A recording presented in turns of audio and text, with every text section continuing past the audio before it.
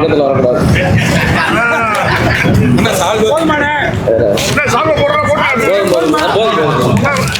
பேராசிரியர் வந்திருக்காரு.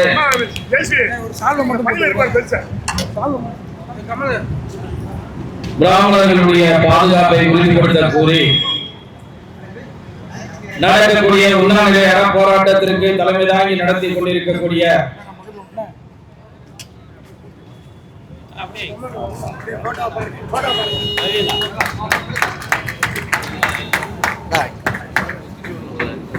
தமிழ் திரு அர்ஜுன் சம்பந்தி அவர்களை கூப்பிடுறேன். இங்கே வரவேற்பு அமர்ந்திருக்கக்கூடிய சகோதரி ஜெயசி அவர்களை, எங்கள் தொகுப்புரை வழங்கி கொண்டிருக்கக்கூடிய குருமூர்த்தி அவர்களை, வரவேற்புரை அமைந்திருக்கக்கூடிய அருமை சகோதரர் சோழகண்ணன் மதுரை மாவட்டத்தினுடைய தலைவர் அவர்களே, இங்கே நமக்கு வழிகாட்டுதலுக்காக வருகிறதற்கக்கூடிய பேராசிரியர் சீனிவாசன் அவர்களே, நாதிய எதிர்ப்பு முன்னணியுடைய மாநில தலைவர் மாரி மரவன் அவர்களே, தென்னிந்திய பாரம்பரிய கட்சியினுடைய அனைத்து மாவட்ட பொறுப்பாளர்களே, ராஜாமாரன் மாவட்ட தலைவர் அவர்களே, மாரி மரவன் அவர்களே, பிரதீப் அவர்களே, குனிச்சாலை பாண்டி அவர்களே, மருதானந்த் அவர்களே, சுரேஷ் அவர்களே, சக்தியல் அவர்களே, தெய்வம் அவர்களே, தெய்வசக்தி அவர்களே, கண்ணையா அவர்களே, செல்வகுமார் அவர்களே, ஆனந்த் அவர்களே, விஜயகாந்த் அவர்களே, வேல்முருகன் அவர்களே, ஜீவா சிவனபாண்டியன் அவர்களே, கணபதி அவர்களே, முனிச்சாலை பாண்டி அவர்களே, கலையரசி அவர்களே, ராஜி அவர்களே, ஏனைய பெரியவர்களே, வடக்கு மாவட்டத்தினுடைய தலைவர் சிவா அவர்களே, ஏனைய பெரியவர்களே, தாய்மார்களே, 21ஆம் நூற்றாண்டை கடந்து மனிதன் வாழ்ந்து கொண்டிருக்கக்கூடிய இந்த வேளையில உலகத்திற்கெல்லாம் நாகரிகத்தை கற்றுக் கொடுத்த ஒரு நாடு தமிழ்நாடு. அந்த நாட்டிலே ஒரு குறிப்பிட்ட இனம் வாழ முடியாத சூழ்நிலையில் நாம் வாழ்ந்து கொண்டிருக்கிறோம் என்று சொன்னால் வெட்கி தலைகுனிய வேண்டும். இந்த தேசம் சுதந்திரம் பெறுவதற்கு முன்பாக ஒரு கட்டமைப்பு உருவாக்கப்பட்டது. அந்த கட்டமைப்பு தான் இந்த நாட்டுடைய கலாச்சார பண்பாடு நாகரிகங்களை கற்றுக் கொடுக்கக்கூடிய கட்டுப்பாடாக நடத்தக்கூடிய பிராமணர்களை ஒழிக்க வேண்டும். இது கால்வெளியுடைய திட்டம். இந்த நாட்டுக்குள்ளே முதல்வராக காலை வைத்த போது அவன் போட்ட திட்டம். இவர்களை சாமானியமாக இவர்களை ஆள வேண்டும் என்று சொன்னால் இவர்களுடைய கலாச்சார பண்பாடு நாகரிகங்களை உடைக்க வேண்டும். அதற்கு உறுதியாக இருப்பவர்கள் யார் என்று சொன்னால் பிராமணர்கள். அவர்களை அழிக்க வேண்டும். இது வெள்ளக்காரனுடைய திட்டம். இந்த தேசம் விடுதலை பெறுவதற்கு முன்பாக பல்வேறு இனக்குழுக்களை அழிப்பதற்காக பல்வேறு நம் நாட்டிலே பிறந்த குள்ளநரிகளை கையில் எடுத்தார்கள். அதில் ஒரு கூட்டம் தான் இந்த திராவிட நச்சு பூச்சிகள். பல்வேறு இந்த தேசம் முழுவதும் ஒவ்வொரு இனக்குழுக்களாக பிரிந்து இந்த தேசத்திற்கு எதிராக சுதந்திரத்திற்கு எதிராக போராடினார்கள். அதில்தான் காலிஸ்தான் பிரிவினைவாதிகள், பாகிஸ்தான் பிரிவினைவாதிகள், இங்கே திராவிட நாடு பிரிவினைவாதிகள் என்று பிரித்து இந்த நாட்டிலே குழப்பம். வாங்க, சோலை பழனிவேல் ராஜன் தேவேந்திர குலவேளாளர் சமூகத்தை சேர்ந்த ஒரு உன்னதமான அருமையான மனிதர். வாங்க தலைவர் உட்காருங்க. இன்னும் 5 நிமிஷத்தை குறைச்சிட நீங்க பேசுறேன். எண்ணற்ற தேசபக்தர்களை உருவாக்கிய சமூகம் இந்த சமூகம். இன்னைக்கு ஏன் அடங்கி ஒடுங்கி இருக்கிறார்கள் என்று சொன்னால் இந்த நாட்டிலே இந்த தேசத்திற்கு சுதந்திரத்திற்கு ஒரு நாள் கூட பாடுபடாத ஒரு நாட்டிய கூட்டம் இந்த நாட்டை ஆண்டு கொண்டிருக்கிறது. இந்த தேசத்திற்கும் இவர்களுக்கும் ஒரு எண்ணி அளவு கூட சம்பந்தம் இல்லாத கூட்டம் இந்த நாட்டை ஆண்டு கொண்டிருக்கின்ற அவல நிலையின் காரணமாக மனிதர்கள் வாழக்கூடிய இந்த நாட்டிலே ஒரு சமூகம் வாழ தகுதியற்ற நாடாக இருக்கிறது என்று சொன்னால் இதுதான் இவர்களுடைய திராவிட மாடல் ஆட்சி. எண்ணற்ற தேசபக்தர்கள் இந்த தேசத்தை மேல படம் இதெல்லாம் சும்மா 5% தான். இந்த தேசத்திற்காக உயிரிட்ட இத்தனை பிராமணர்கள் இவர்கள் 5% போயிருக்கேன். இன்னும் 95% பேர் இருக்கா. ஆனா வேண்டாப்பா, இந்த பிராமணர்களுக்கு நாட்டுக்கு என்ன சம்பந்தம்? இவன் அந்த கனவா வழியா வந்தான், இந்த கனவா வழியா வந்தான். நான் சொல்லுகின்ற இந்த தேசத்திற்கு சுதந்திரத்தை பெற்றுக் கொடுத்தவர் பிராமண சமூகம் தான். அவர்கள் தான் இந்த தேசத்தில் ஆணி வேர் என்று நான் சொல்லுவேன். எண்ணற்ற தேசபக்தர்களை இந்த தேசத்திற்காக கொடுத்தார்கள். வீரராஜினாவரை பற்றி சொன்னார்கள். தன்னுடைய மனைவி நிரவாத கர்ப்பிணி என்று கூட அவன் பார்க்கவில்லை. அவன் இந்த வாவுசி சிதம்பரனார் பிள்ளைக்கு 40 ஆண்டு காலம் சிறை தண்டனை விதித்ததற்காக கொடுங்கோலை சுட்டுக் கொண்டு விட்டு தன்னை தானே வாழ்த்துக் கொண்டானே, அவன் இந்த பிராமண சமூகத்தை சேர்ந்தவன். 1928ஆம் ஆண்டு சைமன் கமிஷன், தொழிலாளர் விரோத கமிஷன் இந்த நாட்டிலே நுழைந்த போது லாலா லஜபதி ராய் எதிர்த்தார் என்பதற்காக ஆங்கில சிப்பாயால் அடித்து கொலை செய்தார்கள். அதை கேட்பதற்காக சி.ஆர். தாஸின் மனைவி லட்சுமி தாஸ் அவர்கள் வசந்தா தேவி குரல் கொடுக்கிறார். இந்த நாட்டில் ஆம்பளையா இல்லையா கேட்டார். பல்வேறு சமூகங்கள் இந்த நாட்டிலே பிறந்து வளர்ந்தாலும் அன்றைக்கு ரோசப்பட்டவர் ராஜகுரு சுகதேவ் என்ற 2 இளைஞர் சாண்டர்சன் என்ற ஒரு ஆங்கில கலெக்டரை சுட்டுக் கொண்டார்கள். இன்னைக்கு வாஞ்சிநாதனுடைய பெயர் இந்த உலகையே தெரியாது சொன்னால் அவன் நான் பிராமணன். அவனுடைய வீரத்தை நாம் குறைத்து மதிப்பிட முடியாது. ஆனால் பகத்சிங் மட்டும் இல்லை என்று சொன்னால் இந்த ராஜகுரு சுகதேவனுடைய வரலாறு இருந்திருக்கார்.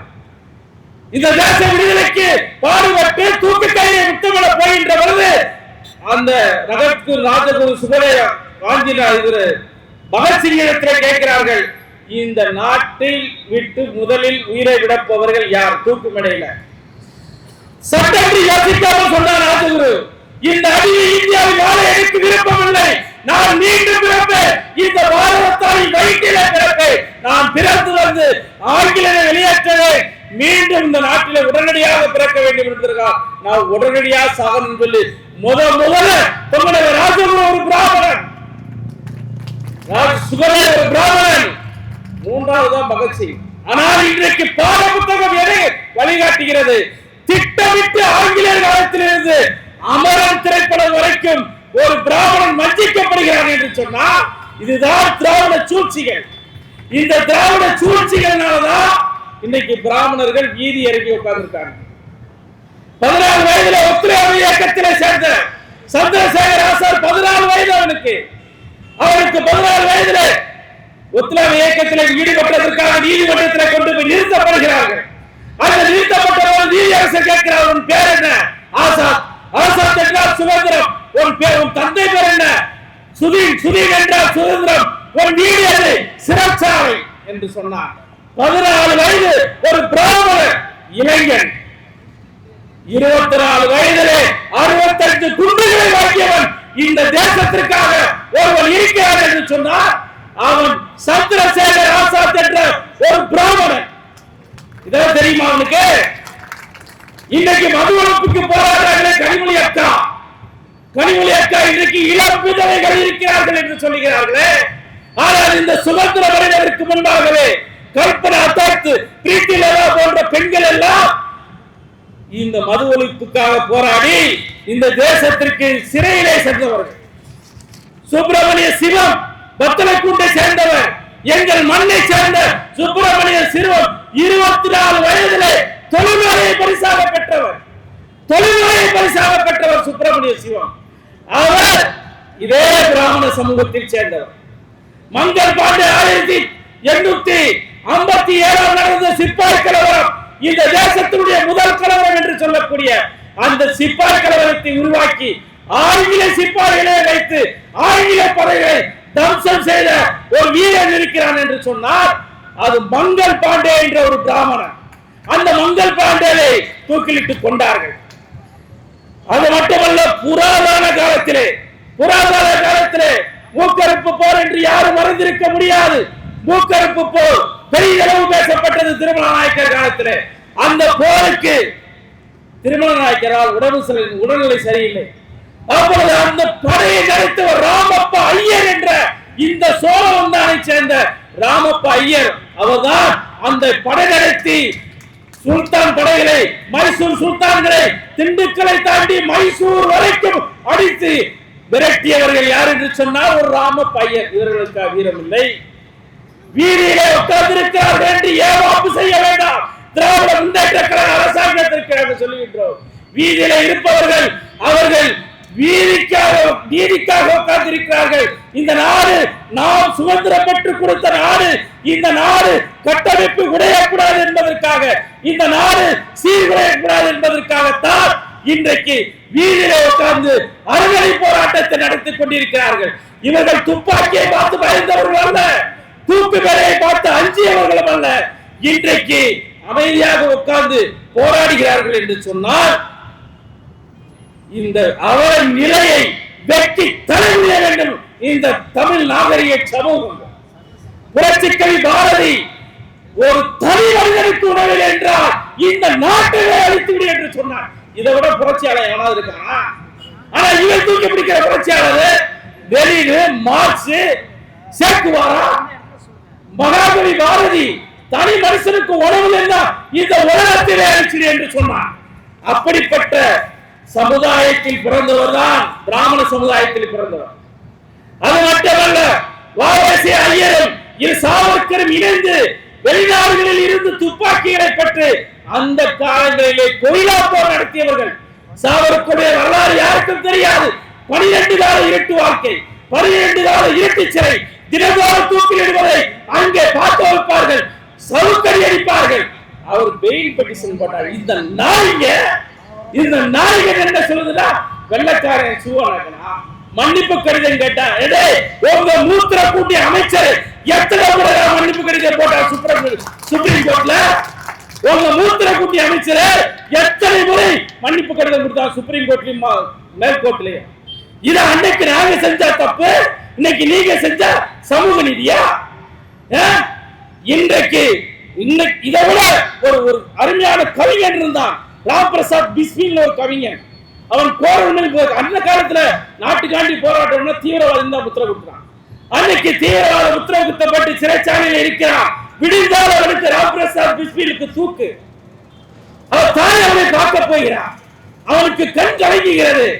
அப்போது சொல்றார் அந்த தாய், ஒரு கோழைக்காரன் பால் கொடுத்து வளர்த்தேன், எதற்காக நீ கண் கலங்கிறாய்? நீ விடிந்தால் மரணமாகிறாய், அதற்கு பயந்து நீ கண் கலங்கிறாய் என்று கேட்ட பொழுது அவன் சொன்னான், தாயே, உன்னை போன்ற லட்சம் தாய் இந்த இந்திய திருநாட்டிலே பிறக்க வேண்டும், என்னை போன்ற தேசபக்தர்களை பெற்றெடுக்க வேண்டும்.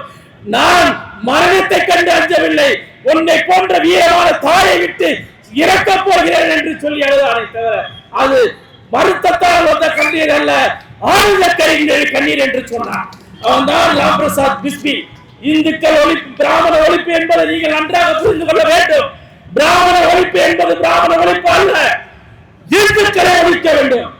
இந்துக்களை ஒழிப்பதுதான் பிராமண ஒழிப்பு என்று இவர்களை நம்மளை திசை திருப்பிக்கிறோம். பாமரன் இன்னைக்கு சொல்றான், தமிழ் தேசியம் பேசுறவன் சொல்றான், ஆரிய கடவுள், அந்த கடவுளை நம்ம கும்பிடக்கூடாதுன்றா. இந்த 8 நாடு 24 உபகிராமம் நான் பிறந்த முக்குளத்தூர் சமூகம் வாழக்கூடிய திருமணக்கல்ல வாழ்கிற பகுதியில மலராமே, பலராமே, கட்டராமே, இத்தனை ராமர் இருக்காங்க. இன்றைக்கு நாங்க விருமாண்டின்னு கும்பிடுறோம், நீங்க பிரம்மனும் கும்பிடுற சாமிய நாங்க விருமாண்டின்னு கும்பிட்டுக்கிட்டு இருக்கோம். கலியுகநாதர், காசி விஸ்வநாதரை நாங்க கலியுகநாதர் கும்பிட்டுக்கிட்டு இருக்கோம்.